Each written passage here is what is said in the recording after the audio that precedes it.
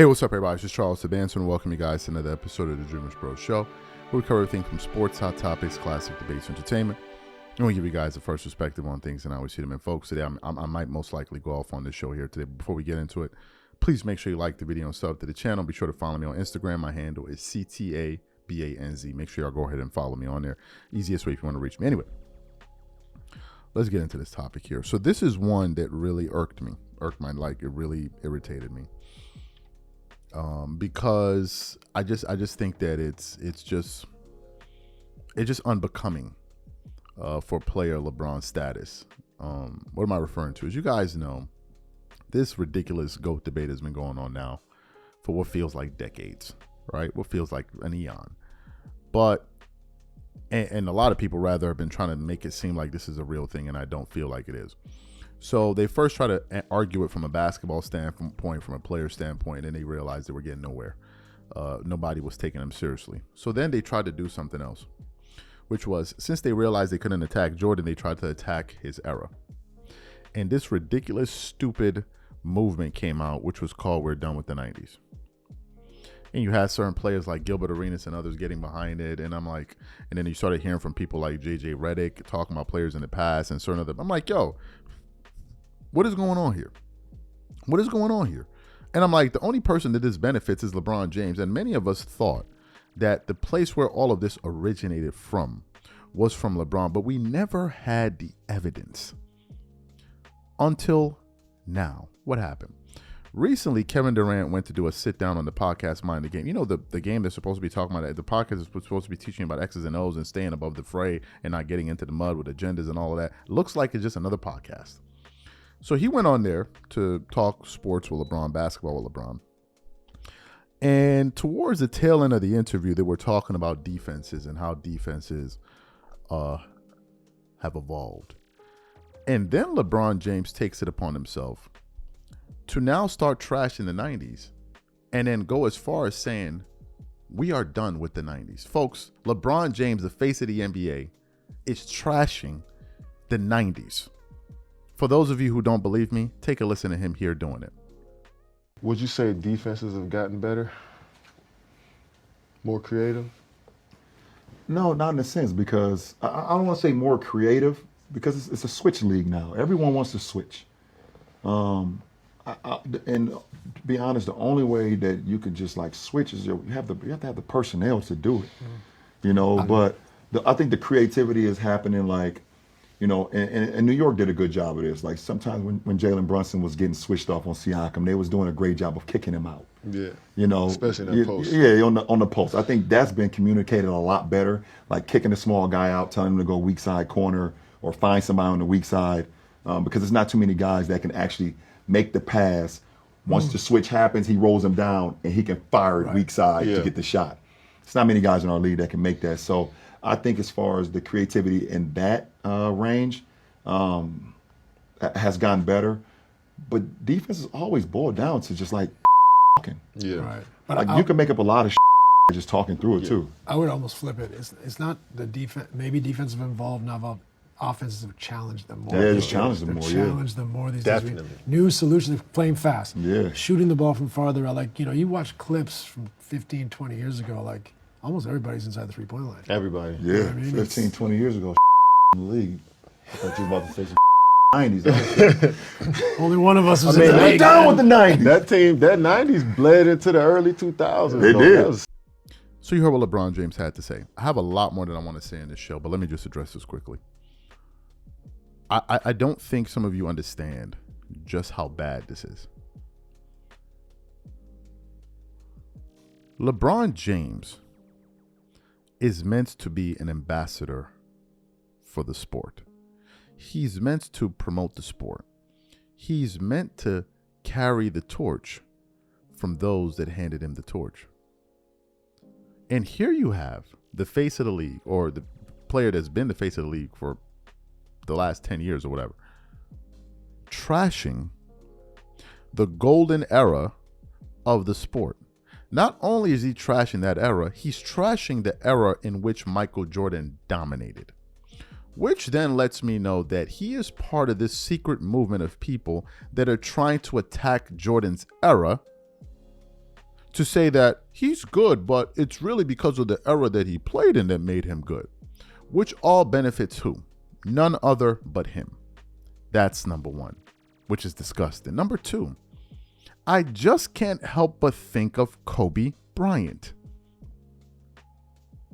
Every time Kobe spoke about the game, especially players in the past, he always paid homage. He always respected them. Kobe was a true student of the game. LeBron is not a student of the game. LeBron, he likes to say it, but he's not. Because if you're a student of basketball, it means you have a deep appreciation of it, especially those that came before you. So how can you be a student of the game and then trash eras of the past? He lies for fun, for free. And his supporters follow his lies and try to turn it into something that makes sense. He lies like it's like breathing air. How can you be a student of the game, yet you're trashing the 90s? How? I have never heard Kobe say one negative thing about eras in the past. Not one time. Kobe respects the Jerry West, the Kareem Abdul-Jabbars, all of them. Even when he was talking about his top five, it's all players from the past. He has a deep reverence and respect for them. And then here you have this clown LeBron James who comes along, who seems to be just one big kid. And instead of understanding the assignment, he's there trashing the previous eras. Now, here's what's even more egregious. I got a lot more that I want to say. LeBron James is standing on the shoulders of players that came before him. You know, those players that you like to say are trash, they don't know how to play ball, if they never existed, nobody would care about you, bro. If the Jordans and the Barkleys and all of those guys in the 90s and the 80s weren't here, you wouldn't be a billionaire today. But you're too stupid to realize that. You trash in the 90s got to be the dumbest thing I've ever seen. If Jordan and these guys didn't put in lay the foundation, and those in the 70s and the 60s, they didn't lay the foundation, you wouldn't be here. So to have you sit up there and open your ass and then make fun of that era speaks volumes. It says you don't give a damn about what they did. LeBron is a disgrace to basketball. He's a total disgrace. An absolute disgrace. Absolutely. It's unheard of to me that a player of his caliber is trashing previous eras, all to benefit him. Who does it benefit by him saying that? Him. And then you have his clown-ass minions like JJ Redick and all those other morons that run around and parrot his talking points. And we're supposed to take them seriously? JJ Redick is a multimillionaire. The people you trash that you were calling firemen and all of that, had they not played, what would you be doing, JJ Redick, if you didn't play ball? LeBron James, what would you be if you weren't playing basketball? What would you be? You know, the guys that inspired you, like the Jordans, they were inspired by those before them, the Dr. J's, but you wouldn't know that. You wouldn't know that. I want to take it a step further. There was also a segment where they were discussing the mid-range game because he had KD on, who he's one of the forerunners when it comes to the mid-range game. And LeBron then openly admits, and you could see like it was painful on his face. He starts to admit that he always struggled with his mid-range jumper and how it's something that he's never able to master, and it was always difficult for him to do. For those of you who didn't hear that sound, take a listen to LeBron James here. But it's something to be honest, it's something that I haven't been able to master in my career. I work on it. Improved a lot though. Improve, yeah. But like when you talk about going left and then going right and being efficient, going left with my midi, I feel really effective with that. I feel like I got great balance with it. I feel like like you're talking about the speed of how you pick the ball up after it comes off the ground, and you know Natural where the rhythm pocket for it. is. Yeah. You know what I'm saying? You know exactly how to get it back to that pocket. And I know I can go straight up and down going left. I can fade out. It's just all the powers over there. Going right has always been a little sometimes my balance is off. Sometimes I don't know if I should fade on the shot or if I should go straight up and down. And it's always kind of mentally. even though I work on all of them. Yeah. You know, but when you know, obviously when you get into the fray, you don't want the defense to dictate what you want to do, obviously. But it's like getting that pocket that you were saying. Yeah. Like, So you heard him here. Let me tell you why this is a seminal moment. LeBron is talking about his struggles at the mid-range. He's tried to pull it off, and we got to sit here. He has to subject us to watch some ugly-ass shots, right? And his fans lose their mind, like that game when he had against the Toronto, when he started hitting some mid-range. I'm watching, I'm like, yeah, he's making mid-range. These shots are horrendous to look at. Nevertheless, he made them.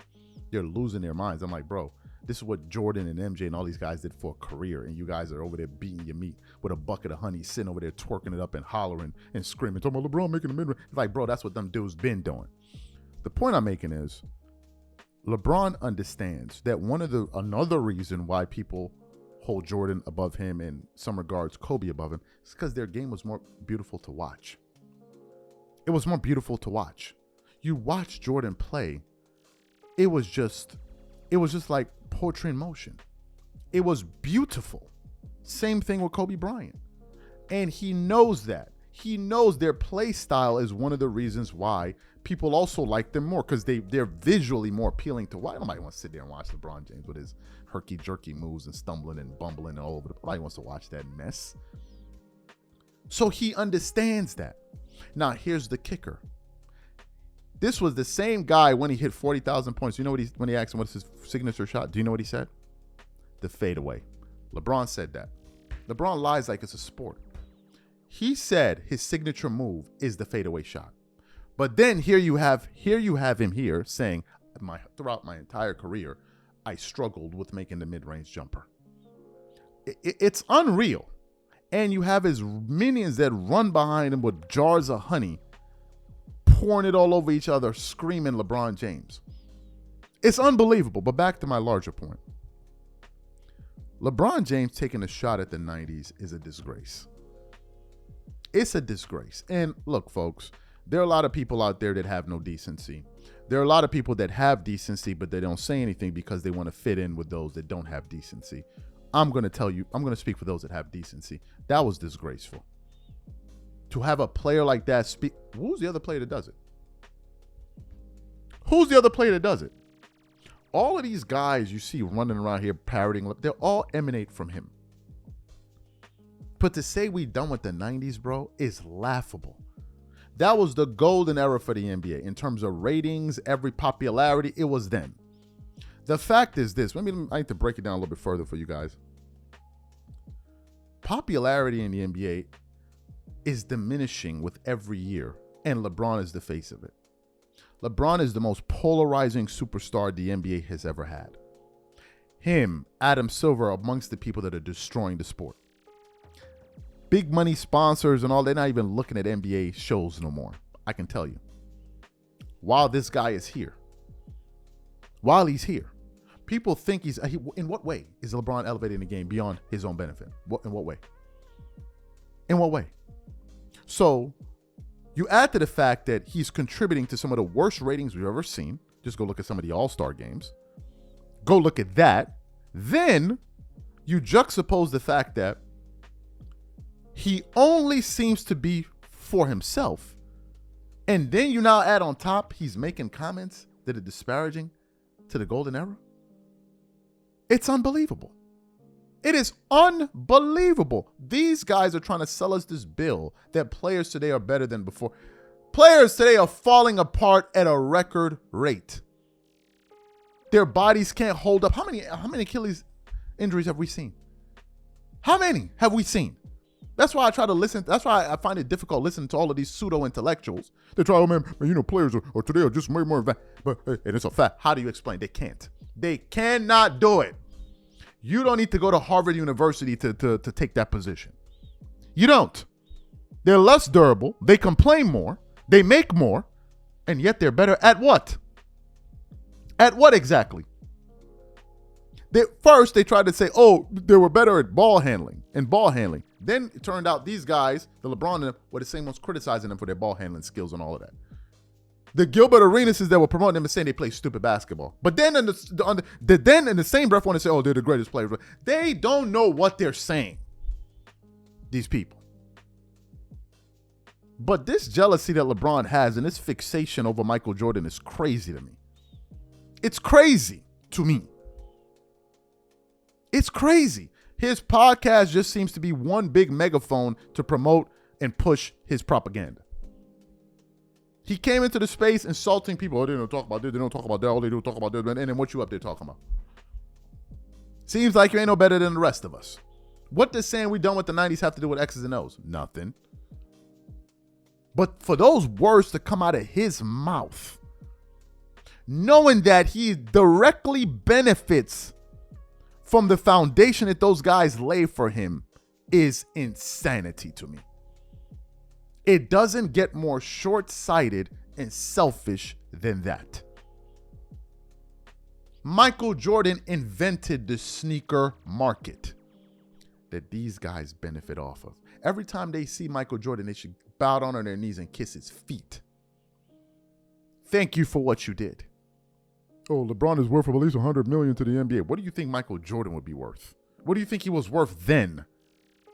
What do you think he was worth then? Who are we kidding here? Who are we kidding here? It's just ridiculous. The NBA is in a bad place, bro. Forget about what Adam Silver is saying. He just up there trying to spin people in circles.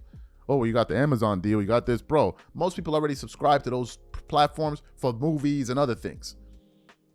So you just saying we got some more people got this deal. They're just trying to get a few more customers. That's all. That's all. That's why I never supported those people talking about we're done with it. I thought they were dumb-ass idiots. If you're an NBA player talking down on the 90s and eras before, you're a bloody idiot. You're a bloody idiot, but you don't know it. You know why? Because you're an idiot. You're an idiot that doesn't know that they're an idiot. You've made millions off of a league that was built by those that came before you, and then you're trashing them. You're a bloody, ungrateful bozo. I'm saying it. You're a bozo. Sorry to say. It's unreal. It is. LeBron is that bad. It's antics like this that made me remove him out of my top 5. It's too much. I can't even imagine Kobe Bryant saying something like this. Or Michael Jordan. Michael Jordan always uplifts the eras from the past, but here come LeBron and his dumbass followers. They want to make excuses for this. Trash. It's trash what he just did. You of all people should not be saying that. You know, I was so inspired by Michael Jordan, man. Michael Jordan, he inspired all of us. You know, Mike, he really inspired us. You know, Mike inspired us. He inspired. What did Michael Jordan play? Did he play in the 1700s? Or did he not play in the 80s and the 90s? And then you're going to sit your ass up there and talk, man, we're done with the 90s, man. We done. And then Steve Nash over there. Steve Nash is even a bigger disgrace than LeBron. Steve Nash is a disgrace because he just is up there to debase himself. He doesn't even have an opinion. His opinion is, yeah, oh, yeah, you're right. Oh, yeah, you're right. Steve Nash, you from the 90s, bro. You from the 90s and you ain't even say nothing. At least Tim Hardaway went up on Gil's Arena and pushed back. Steve Nash just up there along for the ride, bro. That podcast is trash, bro. And I'm out.